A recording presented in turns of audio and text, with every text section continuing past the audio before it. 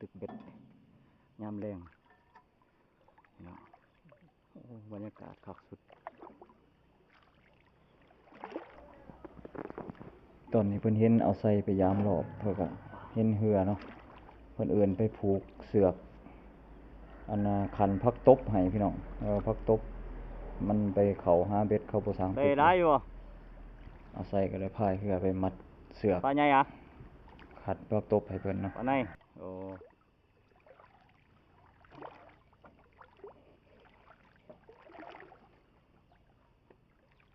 ตึกหัวอาหารติอ๋อโอ้คักแท้แนวนี้ไปมาใส่ที่หัน มาใส่ที่หั่น โอ้อันนั้น พักตบติ ไปมาใส่ที่หัน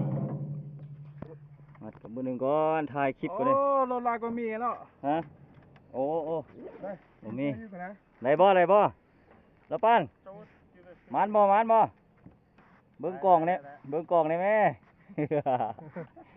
ได้อยู่ ได้อยู่เนาะ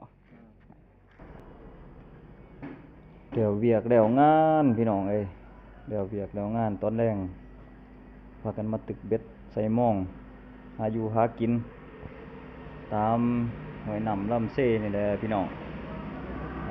หาอยู่หากินแบบธรรมศาสตร์ตึกเบ็ดเอาเนาะ